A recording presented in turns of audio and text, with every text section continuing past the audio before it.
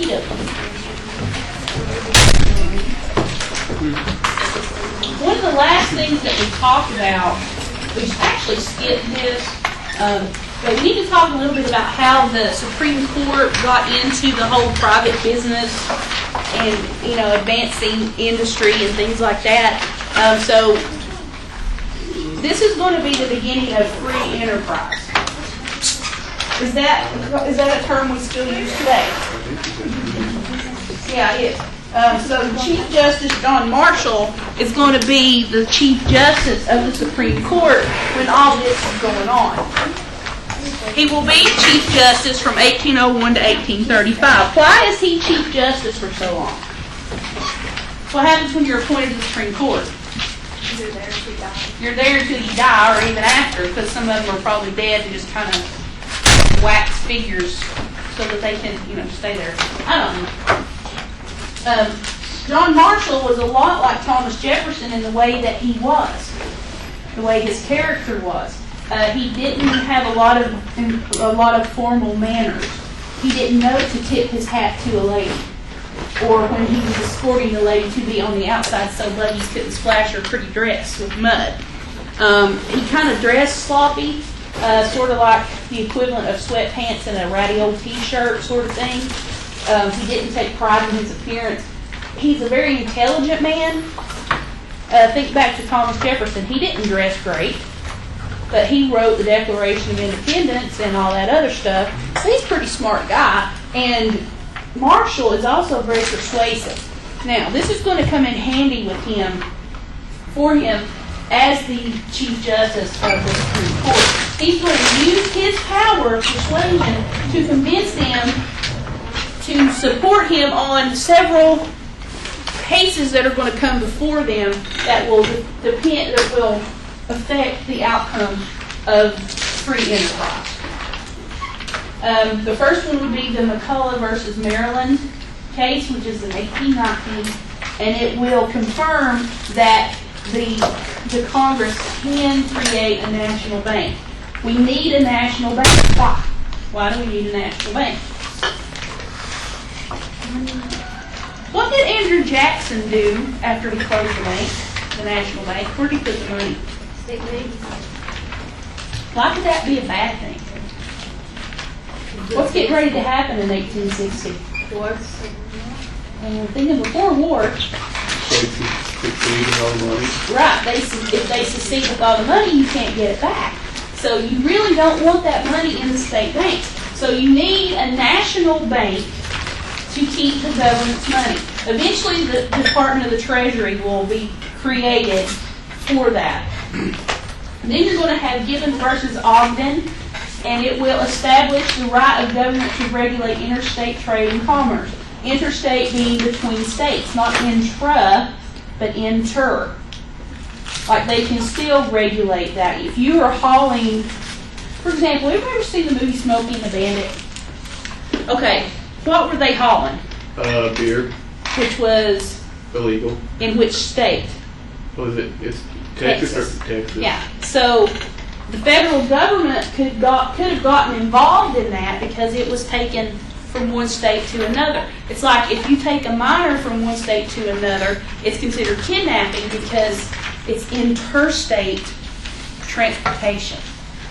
Then you have Fletcher versus Peck, and it will protect private property and establish contract law. Now, this is the foundation of the contract law that we still use today.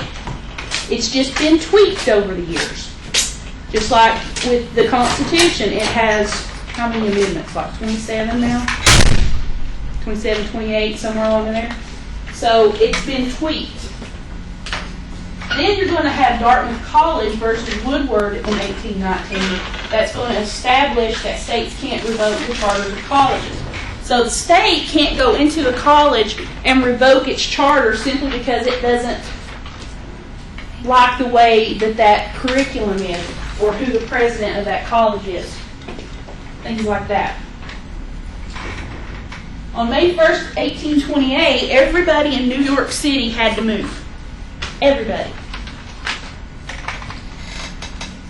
A general lease had been signed, and the lease expired on that day. So everybody had to move. Even if it was just to move their stuff out of their apartment, sign a new lease, and move back in. Or their business or whatever. I know that sounds crazy. But this shows that Americans were not content to stay in one place. We're always trying to see what's over the next hill, what's in the next hole in the ground. I mean, people had to start going into caves, so I mean, there's bats and all kinds of icky stuff in there. So it just shows that we're not content to just handle and just be here. We want to know everything between here and there. So between 1815 and 1850, you're going to have the transportation industry booming, especially the transportation. People like to get there faster. Sound familiar? Horsepower in Mustangs and Corvettes, things like that. So people want to get there faster, and in lieu of safety, railroads and other modes of transportation are going to focus on speed. Now, the railroads are really going to cut corners on this. The railroads were lightweight, meaning they could not last or were not well put together. They were put together too fast. I mean, okay. They've been working on this road from my house for 6 months and have not made any progress on it. And this is like one little section of road where they're adding a turn lane. They've not made any progress. All they've done is manage to tie up traffic. And if that weren't bad enough, when I went to try to get out today, I couldn't get out there, and I had to go the other way to get out. And they had it blocked because they're fixing it. See, their fixing takes longer than they took to build these things. So if you have railroads that are not durable, that are just quickly put together, what's going to happen? Are the trains going to stay on the track? No, they're not. So safety is sacrificed for speed. Now we have airbags and seat belts. They didn't back then. They don't care about the safety of the passengers. They just worry that they're getting them there faster. I think we went over this. Population will double every 22 years. In 1790, there are about 4 million. In 1850, there are more than 23 million. The new population, they're young, they marry early, and they're expected to live to 60, which is a very good improvement. Because if you're living back in England, if you live to be 40, you're considered old. So we have a little bit better life expectancy here. And then, of course, you've got over 500,000 immigrants coming in a 15-year time period. We talked about the farm dwellers, didn't we? Mm-hmm. Did we talk about the factories and the technological advances yet? Mm-hmm. Okay. So before 1815, a lot of the stuff was made at home or by tradesmen or artisans, cobblers, haberdashers, saddle makers, blacksmiths, bookbinders. A lot of this stuff was done at home. It worked out that if you were a master craftsman and were you immortal? No, you weren't. So you had to take on an apprentice to learn your trade. Ben Franklin ran away from his apprenticeship and ended up in Philadelphia. So even Ben Franklin at one point was an apprentice. Women even worked to help produce the finished goods out of raw goods. Like they would get cloth from somebody that made cloth, and then they would make it into clothes or whatever. But after 1815, you're going to have the beginning of industrialization. The technology allows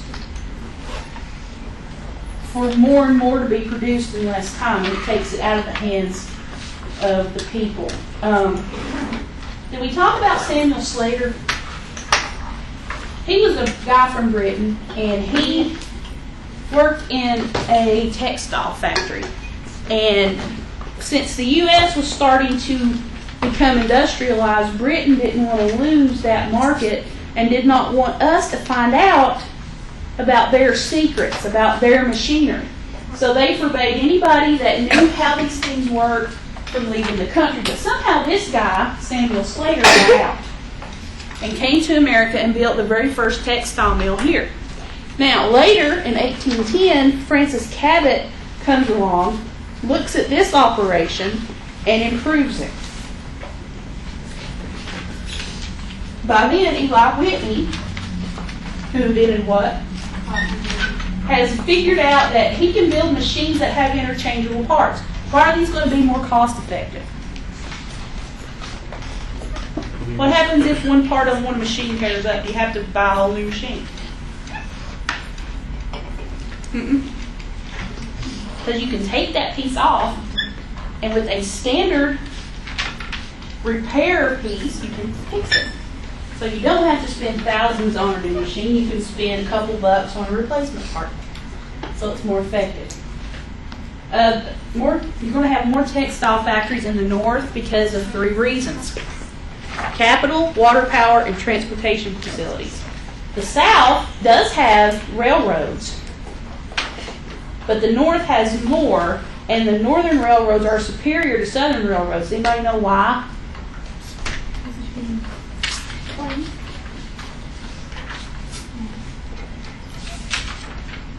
Okay, during the Civil War, I believe it was the Battle of First Manassas, there was a problem getting supplies to the battlefield because every few miles the gauge of the track would change to a different size. So what they would have to do is unload the train, put it in another train, go on down the road till that track gauge ran out, unload again, put it into a new train, and so on. They don't have a standardized gauge for their track. The North has standardized gauges, so they have a better transportation system. In 1820, the Boston Associates will set up a textile mill in Lowell, Massachusetts, which is named for that Lowell guy. It becomes the world's most famous center for textile manufacturing. And it's unique in the fact that it doesn't have child labor, which is big back then because if you had a kid, you sent them to work if you lived in a factory town because you needed more money. And it doesn't have a permanent working group. It's a very, what's the word I'm looking for, where it turns over from transient, thank you. It's a very transient work system. It depends on the daughters of farmers. Why would a farmer send his daughter to the city to work? Money. And they would send that money home to their families. They lived in boarding houses, and they had like matrons or house mothers, I guess you could say, sort of like a sorority, but you work your butt off, you know, instead of just looking pretty and going out on dates and stuff. They're encouraged to go to lectures and to use the library and to even take college courses. So they're encouraged to be educated while they're doing this. And they will also publish their own little magazine, which is called the Lowell Offering, and they can submit poems and short stories and things like that. Mill life itself was horrible, to say the least. They had very strict work rules. They could be fined for, just stepping the wrong way. I don't know, just anything and everything. They worked long hours. They worked like 12-hour shifts. They did tedious, repetitive work. You may have ever worked in a factory? Tedious, isn't it? My husband stands all day and feeds sheets of metal into a welding machine. That's not that dangerous, but you get into some of the other things where you have to hold like parts of water heaters up to brushes that are metal. And if you slip, you're going to lose a hand or something. So if it's tedious, then you're not paying attention. If you're not paying attention, that's when accidents happen. And you lose body parts, and that's never a good thing. They're fined for tardiness or misconduct. I mean, if they get caught walking down the street with a gentleman and he's not befitting them, they will be basically punished for it. They are essentially wrapped in a huge chastity belt. They're very, they're not allowed to really even go out and court and things like that. They work 6 days a week, 12 hours a day. They get 30 minutes for lunch. Most of the time they don't get to have lunch because it's usually a 20-minute walk back to the house, and then they have to get back in 30 minutes. And if they're late, then they'll get fined. In the winter, they use oil lamps that burn whale oil, and this produces this nasty black, tarry, kind of nasty smoke, and it just sticks to everything. So you can imagine what the textiles were like coming out of there. It's kind of nasty. The mills will expand, and they'll bring in immigrants to replace the female workers. The big thing is with the female workers is after between 2 to 5 years, they go back home and get married and have families. The whole idea is to help the family out, and then of course put some money back for them. So the factories will finally see that the immigrants are going to be better workers because they won't be as apt to leave to get married, because usually whole families will be working in the mill. They're very, very poor, so they think any kind of money is better than no money. They see themselves working there for a long time. They don't see themselves moving or leaving until they lose a hand or a foot or get killed, which happened. So immigrants will replace the women. The mills, of course, will cause environmental damage. This is my big thing. The Merrimack River was where the water wheel was to run the mills. By 1836, you have 7 canals in Lowell.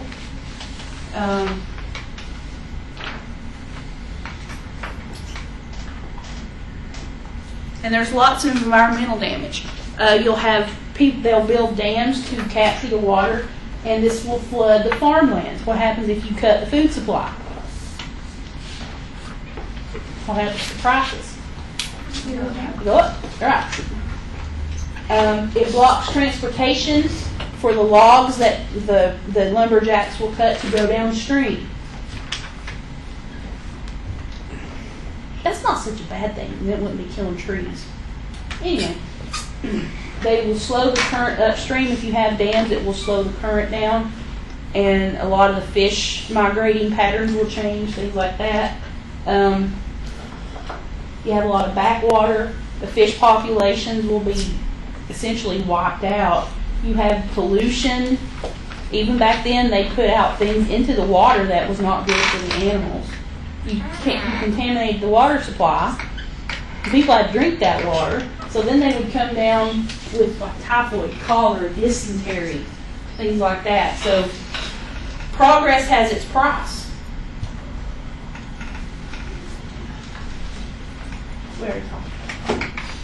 There are changes that go along with the new factory schedule.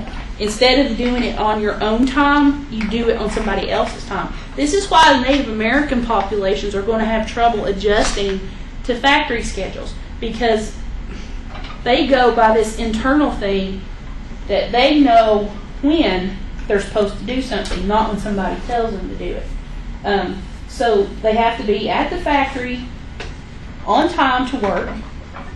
They have to be sober, dependable, and self-disciplined. Number one, there's a problem with this. Why? Because he's working in the mills. I'll toss back a pint with me, mates. Immigrants. What do immigrants like to do? They like to enjoy an adult beverage every night. So this is going to be a problem. Absenteeism, lateness, drunkenness will limit productivity and disrupt the entire factory. It kind of halts things when some guy comes in drunk and falls into one of the machines and gets chopped up into little pieces. Yeah, that would disrupt my whole day as well. So yeah. So the first generation of people that have to adapt to this do not handle it well. Of course, then you have the labor movement. I don't know what you know about that. The union does manage to get a 10-hour workday instead of a 12-hour workday. Woohoo! Now I want to tell you about Sam Patch. He was a very colorful little guy, and I mean little because he's about this tall. On Sunday, people didn't work. Even the factory owners knew that if they made people work on Sunday, that God would strike them down with the lightning bolt. Did it happen? I don't know. So, on Sundays, people would go for recreation. They would go to church, and then they would do other things. So, waterfalls and rivers and things like that aren't polluted are going to be magnets to these people. So, here's what's going to happen. The common people start using these waterfalls, and somebody decides one day to jump off the waterfall. Don't ask me why. Somebody had to eat the first raw oyster. It happens. So Sam Patch decides that he wants to do it too. So he becomes a famous waterfall jumper offer. Jumper. Yeah, whatever. I'm reminded of that commercial where the guy doing the cliff diving and he has to stop every so feet down. I just picture that happening. Now Sam has worked at Pawtucket Mill since he's about 7 years old. And that's him. That's a poster of Sam. See, he's just a little old thing. Looks like he's got red hair. So about 1827, a local mill owner purchased one of these areas where the workers would go and decided to turn it into a private recreation area for the wealthy. Of course, this is going to put out the workers whose only means of leisure is being taken away. So he's going to turn it into a garden, and you have to pay to get in. Can these workers afford to pay to get in to look at the same things they've been looking at for free? No, they cannot. They have a problem with this. The fee was designed to keep the lazy, idle, rascally, drunk vagabonds out so that the rich people could enjoy themselves. So Sam Patch had decided that he was going to ruin their little party. But somebody told on him. I'm guessing, the buzz around the factory was, Sam's going to jump off the waterfall and just show these people up. And the right person had the right price and they told. So on the opening day, he gets locked up. And you'd think that would be the end of it. Somebody lets him out. So while the other wealthy people are touring the gardens, Sam and his followers get on the other side of the river, and out of protest, now I don't understand this, please don't ask me why I did it, I can only tell you this. He jumped off the waterfall in protest of the workers not being able to use that area anymore, and becomes known as one of the most famous waterfall jumpers. But his luck is short-lived. He manages to survive after jumping off Niagara Falls, but at Genesee Falls, he drowns. First time he tries it. So it's crazy. He managed to survive Niagara Falls, and then the smaller one gets him. But that's the whole story of Sam Patch and his protest.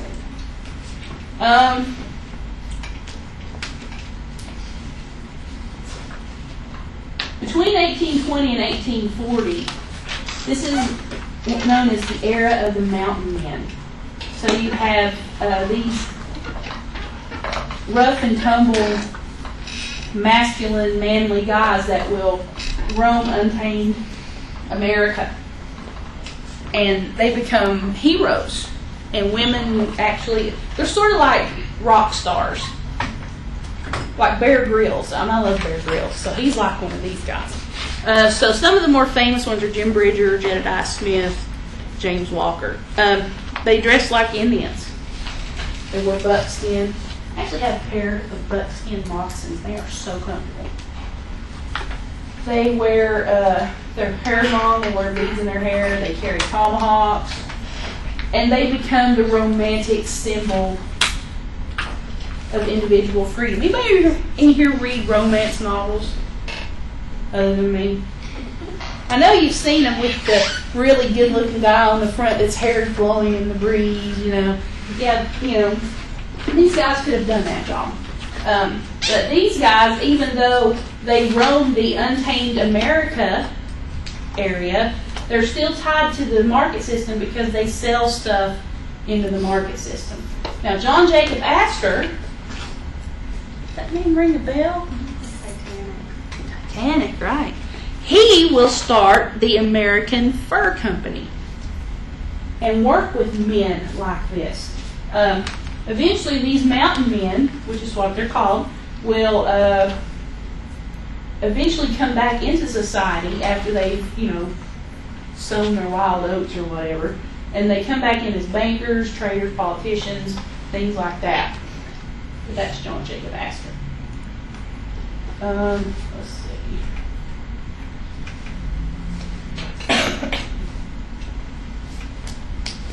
At this point in history, it didn't matter how you made your money, as long as you had it. So even if you got your money through illegal means, as long as you had wealth, that was where you needed to be.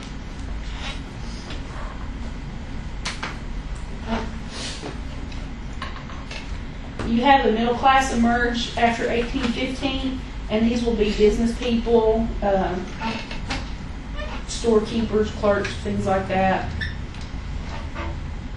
The middle class is going to be in a unique situation because they do have access to education. They can send their sons to military academies, universities. They can send daughters to finishing schools overseas. They can move up and down the social ladder because they can get richer. Or they could lose everything and go the other way, which is not what they wanted. They made about $1,000 a year on average, which isn't bad.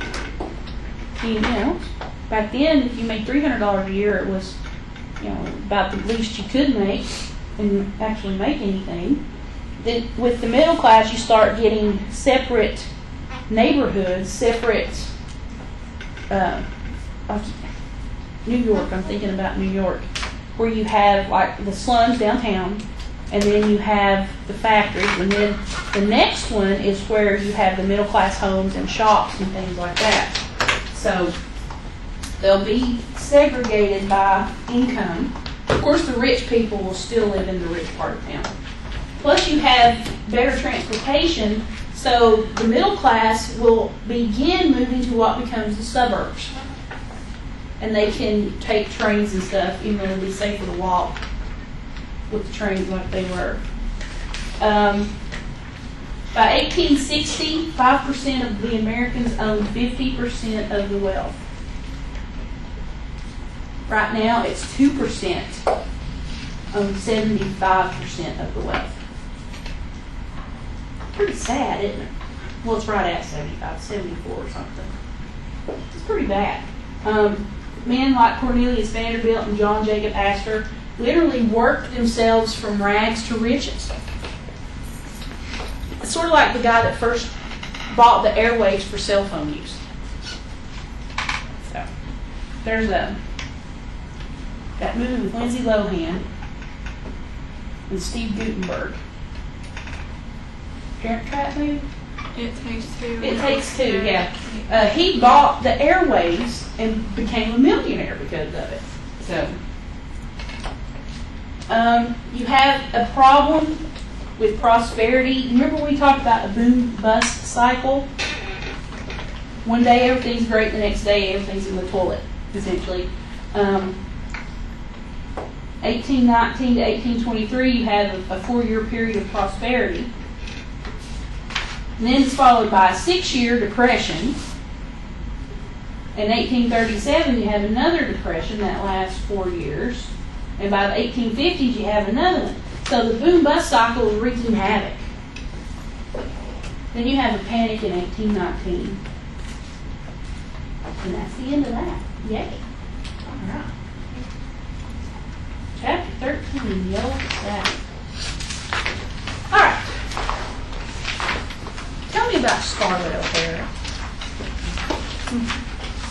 She was hoeing around. Can we actually say that? I mean, She's basically going from one guy to another in the party. Trying to win over everyone's affection, what it seemed like. Okay. Because all those men already had women and she was hanging around them. I know somebody that's like that. I really do. So tell me something else about Scarlett. She usually gets what she wants. Why is that unique, considering the time period? Because it wasn't really like that. Well, for most women. Yeah. Why not? We've talked about this before. Were women considered equal? No, they Were women supposed to be meek and quiet and let the husbands be the strong ones? So isn't Scarlett the contradiction to that? Yeah, she is. What she was doing, was that wrong? As far as, marrying Charles just to get back at Ashley. And then she marries her sister's boyfriend after the war's over. And then she marries Rhett simply because he's filthy rich. And then she eventually realizes that she loves him. So then he says, frankly, my dear, I don't give a damn, and leaves. First swear word ever said in a movie, and people were shocked. You gotta imagine how people first reacted when they saw the very first pornographic film. Obviously they like it because we still have it. So, after the War of 1812, we have a whole new area that opens up, known as the Black Belt, which is this area, right over here. And it's called that because of the soil, and it's ideal for growing cotton. People will leave the east and go west into Alabama and Mississippi and all the way out to Texas, and the Cotton Kingdom will follow them. In 1858, a senator named Ames Henry Hammonds will proclaim cotton as king. So it's crowned and everything. The South did not rely entirely on cotton production. They grew other things as well, like tobacco and corn and indigo and rice. What's indigo used for? Dye, exactly. So not only, correct me if I'm wrong, would the textile mills be dependent on us for cotton, but wouldn't they also be dependent on us for some of the dyes? So there's a double attachment that you need slavery for. So yeah, they grow other things. It's not just about cotton, and not everybody has plantations. By 1860, the U.S. will produce 3/4 of the world's entire cotton production. You have a higher income in the South than in any free state, but that is reserved for a select few. There are always problems when it looks like things are too good to be true, and they usually are. There are a lot of problems within the Southern way, the way things are in the South, that won't be addressed till after the Civil War.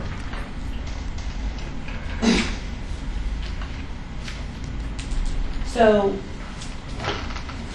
in the South, it's mostly agricultural based. You don't have a lot of industrialization. And another problem is that you're going to have a lot of single crops, tobacco, cotton, things like that. And the problem with this, if you plant the same thing over and over again and you don't know how to treat that land to put the nutrients back in it, it's going to suck all the nutrients out. And it's going to hurt crop production. For example, the movie Summersby, you may ever see that movie. He comes back and they're saying, well, we can't plant tobacco because the land's all worn out from cotton. What do? They get some poop and they take off and they spread it through there and treat the land, and they grow tobacco. So they learn from their mistake. Turns out he's not really Jack Summersby, but you have to watch the movie. It's really good. So you've got a lot of single crops that are pulling much needed nutrients out of the soil. The upper south will start growing wheat. You don't really have that much wheat production here. I think we mostly grew tobacco and corn. I think we were a big corn area. You have better plows. John Deere will invent a better plow eventually. So people will start cutting down trees and things like that and plowing the land. And of course you're going to have all the problems that go with that. You have, again, the problem with the single crops that they will put in different toxins and different parasites will be drawn to these things and they will become infested. But because the South isn't as populated as the North, you're not going to notice as much damage. The most profound environmental consequence is disease, always. Malaria, yellow fever, and cholera are the big ones. And this happens when you clear the land and then water stagnates and mosquitoes procreate,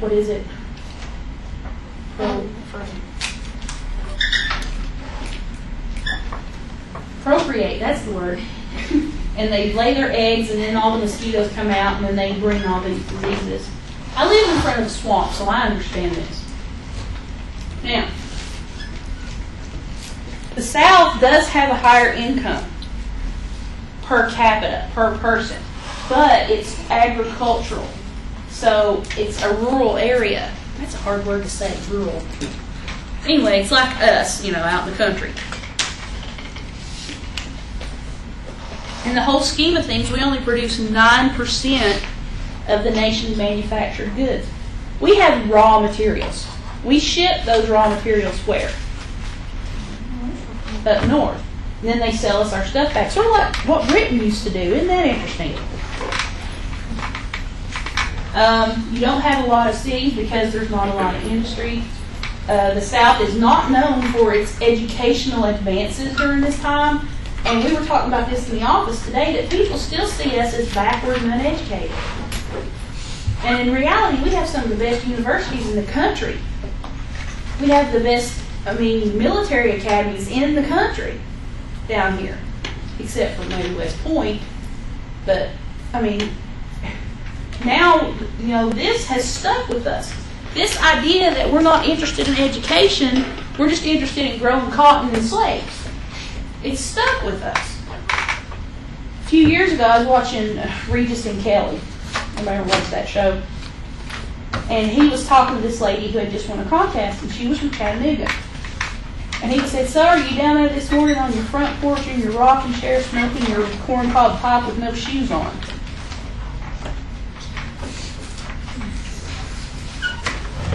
He got an email. A very long email. And I got an apology from him. So, but people still think that about us. In 1995, I was in Washington, D.C. I was in this shop. This guy looks over the counter, and I said, "What are you doing?" He said, "I'm saying to wear shoes." Dude, this is in the South too, so don't even be going there. So they have this idea about us, and it's still like that today. So you don't have a lot of education because the guys that have the money don't want to pay for Joe Blow's kids to go to school.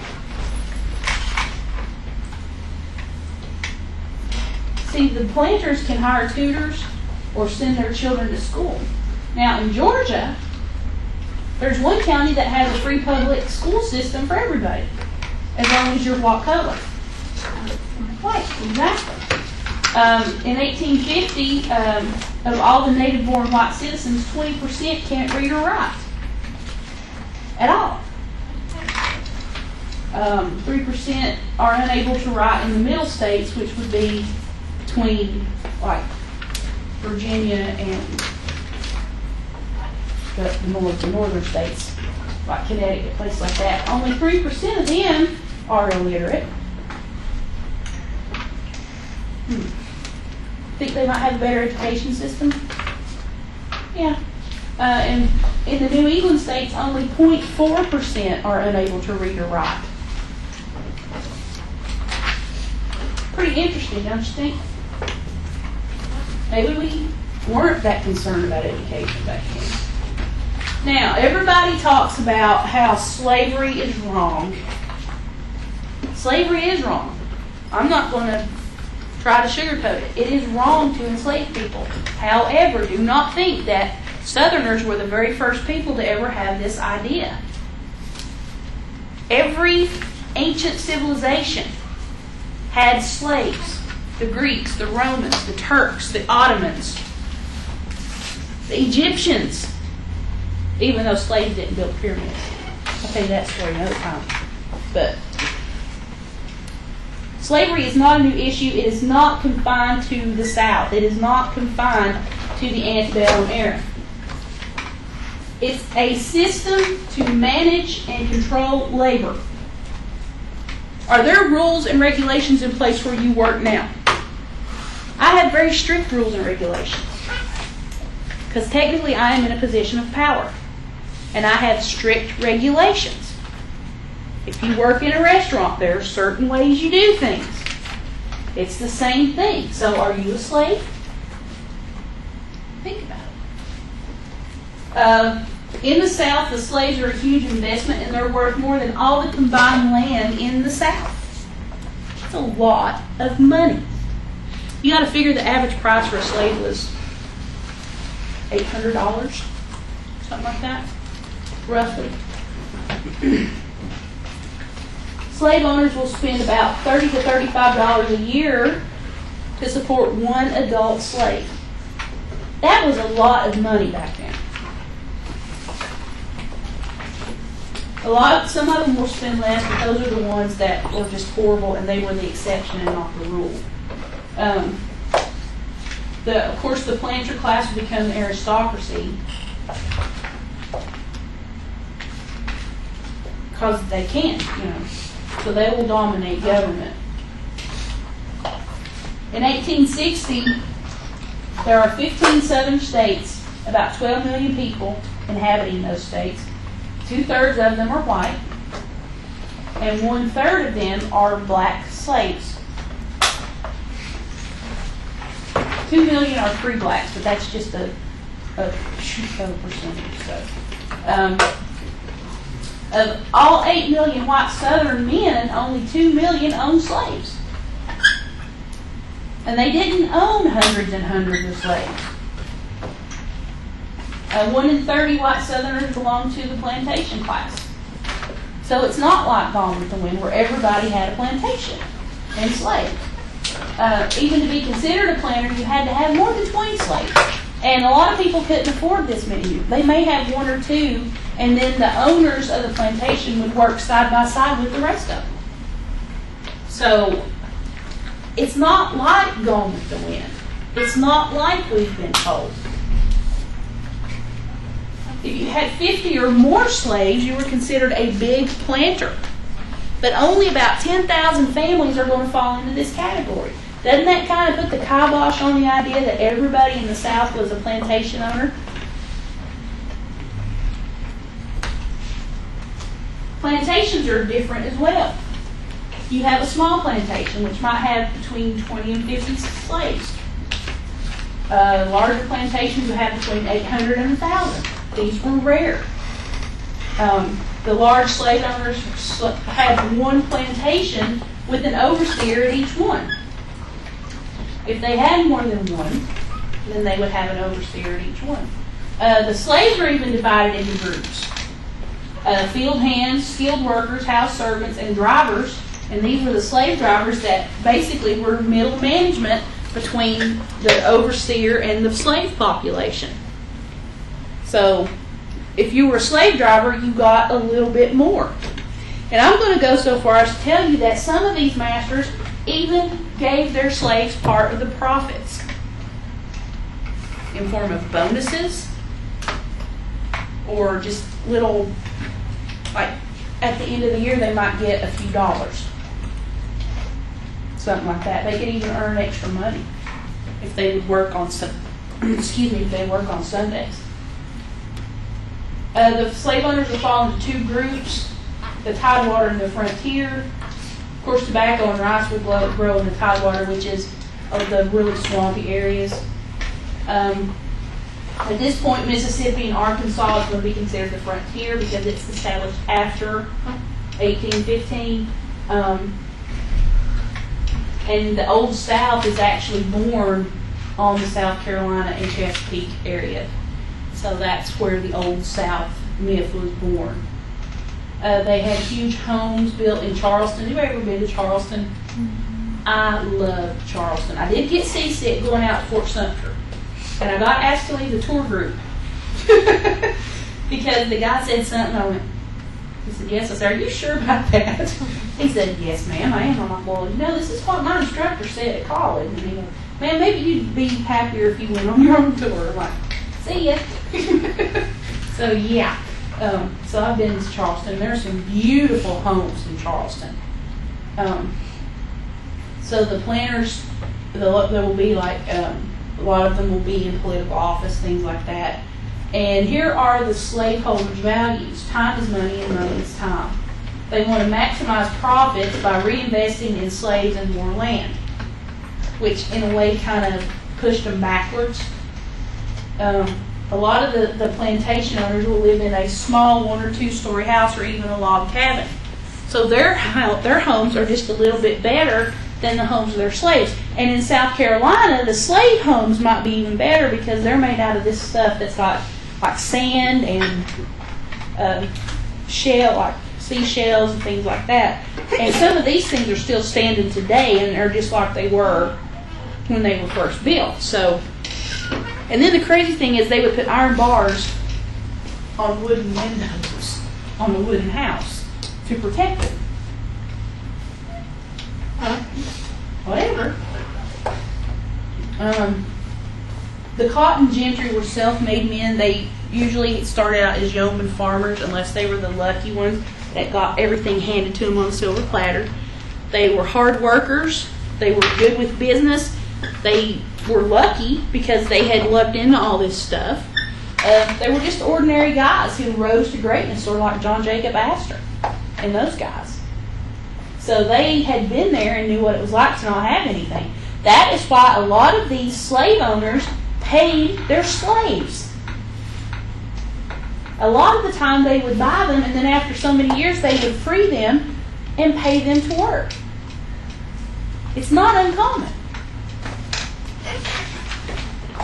So with cotton and slavery, it's the perfect mixture. Now, the plantation mistress, she's not like Scarlett. She was more like Mrs. O'Hara. She had a lot of things to do. Basically, she ran the house. She ran the important part. She was the backbone. And she was supposed to be the not strong one. She had to take care of the sick, including the slaves, or make sure they were taken care of. Make clothes. They tended their own gardens for food. They fed the chickens, which is scary, by the way, if you've ever done that. It's like they attack you. I don't like it.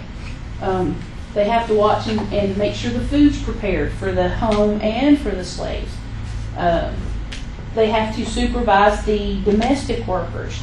They have to make sure that Pitty, the slave, isn't after her husband, which in most chances, the husband was after the slave. So you have a lot of that. And they're in charge of distributing all the food and stuff to the slaves because they get so many supplies every month. There's a double standard going on during this time. Duh. A lot of the plantation mistresses will have to deal with something called miscegenation. That's one of those words. What's it mean? Essentially, she has to keep an eye on her husband or he's going to be off making babies with somebody else. So she has to deal with this. And it's perfectly acceptable for the male to do this, to be with a female slave. And, there's nothing really done about it. But he gets away with it, and she can do nothing but just sit back and accept it. Because she is a second-class citizen still. And her position is precarious. He could divorce her and send her packing. So she has to deal with this.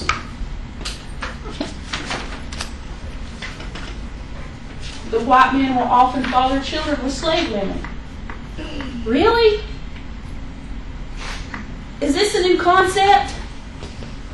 No. In ancient Greece, if a master wanted to, he could marry his slave. Not a new concept. They fathered children illegitimately with servants. It's not a new concept. They would suffer no legal repercussions even if they raped these women. It wasn't considered rape. Why? Because he owned them, and because they were considered what?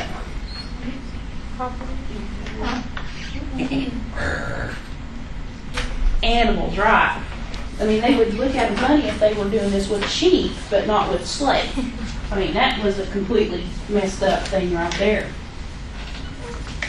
Any white woman that was even suspected of adultery with a slave or anybody else had no chance of ever being respectable again.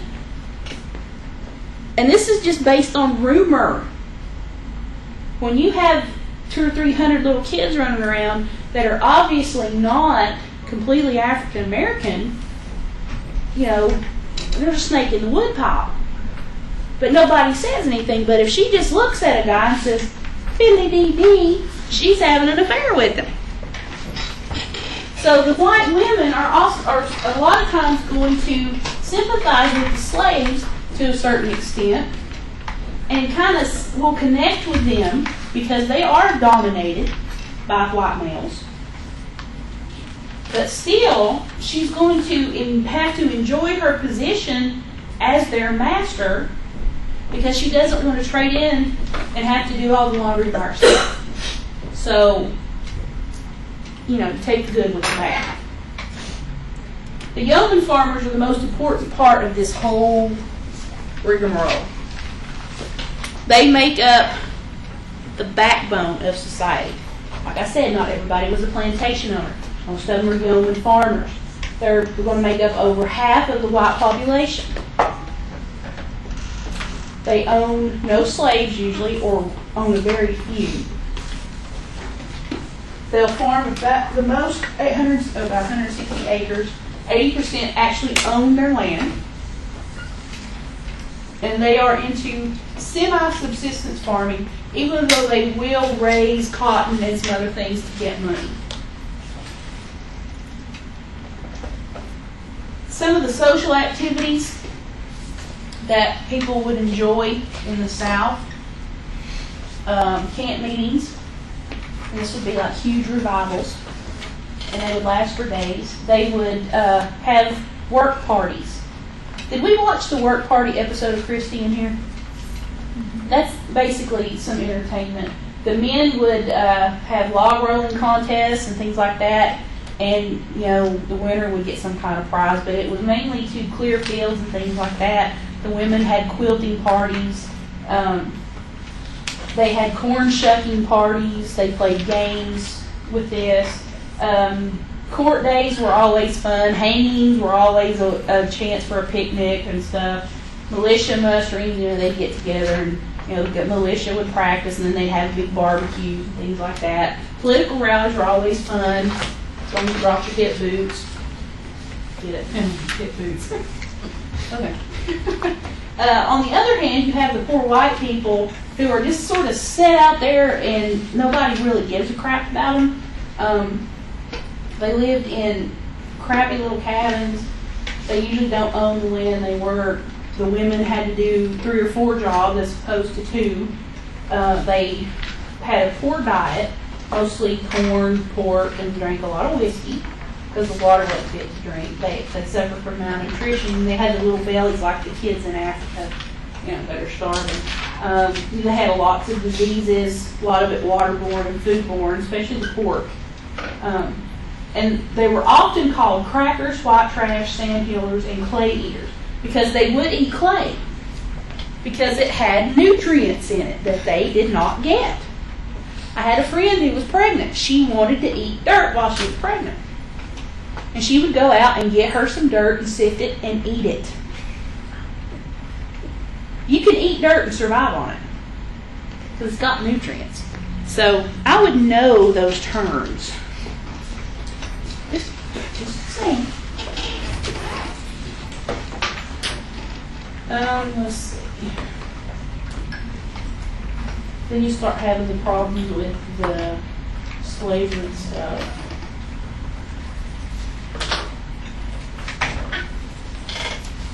The pro-slavery argument,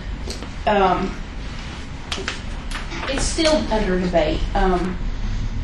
They backed it up with the Bible, that under the laws of Moses, Jews were authorized to enslave the heathens. So basically, the planters were the heathens, or the Jews, and the slaves were the heathens, so it was okay for that. And the biblical prophets said that slavery was okay, so they could get away with it. And like I said before, classical Rome and Greece had slaves.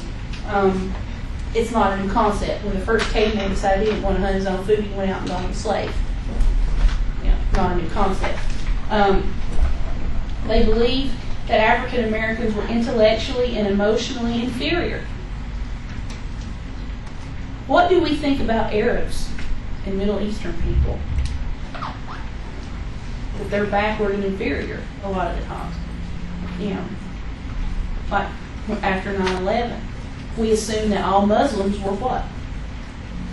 Terrorists. You did have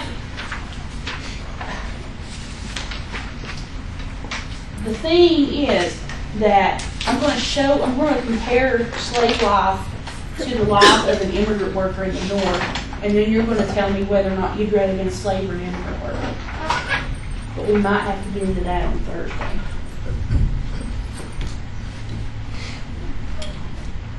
We're almost done, yay. Alright. 30 years before the Civil War starts, things are going to start to change. In the South, people that were against slavery are going to be harassed. All kinds of things are going to happen to them, the favorite being tarring and feathering. You have Southern mobs that will attack places that print anti-slavery newspapers, things like that. They scare people. They censor the mail so that abolitionists can't send out flyers and such. They rewrite a lot of their textbooks, and then they tell the people teaching this is what you have to teach. And slavery enters the political debate in this era, because this is when you start having free and slave states coming in. By the 1830s, you have enough abolitionists that the Southern people are feeling very uneasy.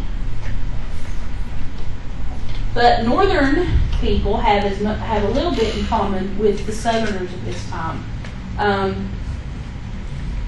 They do have a large group of independent yeoman farmers that cultivate their own land. They're devoted to the principles of personal independence and social equality as long as you stay in your social class and don't come into mine. They want material wealth, and they want success and status. So this is one of the common links. And actually, on Thursday, when we get into the comparison with the slaves and the immigrant workers, something that's going to blow your mind when I tell you about it. They want to rise up in society. They want religious beliefs. They want white equality. Does that say equality? Nope. Does that say total equality for all whites? No. Only if you're a white Anglo-Saxon Protestant male. And in the 1830s and 40s, it's already evident that we're going to have a problem in a few years. Now, this is a supplement that's going to go with when I talk to you about slavery and the immigrant workers, so you'll need to have that. The next chapter we're going to do is chapter 15, and we'll do that on Thursday. And then we'll actually get into the whole slavery thing in 16. 15 or 16. So we'll talk about that. So I'm going to go ahead